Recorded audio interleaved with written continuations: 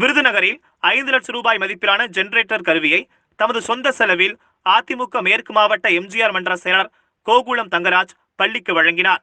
மாண்புமிகு பால்வளத்துறை அமைச்சர் ராஜேந்திர பாலாஜி அவர்களின் வழிகாட்டுதல்படி விருதுநகரில் அமைந்துள்ள அல் பள்ளிவாசல் ஜமாத் இருக்கும் அதன் வளாகத்தில் செயல்படும் பள்ளிக்கு ரூபாய் 5 லட்சம் மதிப்பிலான புதிய ஜெனரேட்டர் கருவியை அதிமுகவை சேர்ந்த விருதுநகர் மேற்கு மாவட்ட எம்ஜிஆர் மன்ற செயலர் கோகுளம் தங்கராஜ் அவர்கள் தமது சொந்த செலவில் இலவசமாக வழங்கினார்.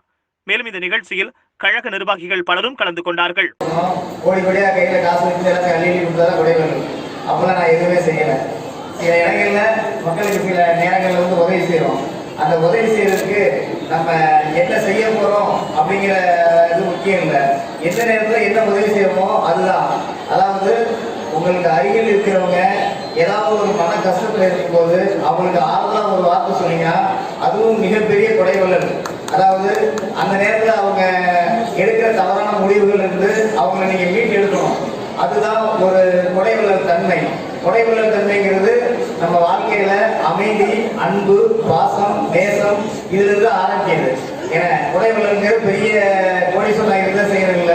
நம்ம கையில 100 ரூபாய் இருந்துச்சுன்னா அந்த 100 ரூபாயில ஒரு 50 ரூபாய் யாருக்காவது கொடுத்து அவங்களுக்கு அதனால அவங்களுடைய கஷ்டத்தை போக்குறது மாதிரி இருந்தா அதுதான் மிகப்பெரிய கொடைவள்ளல்.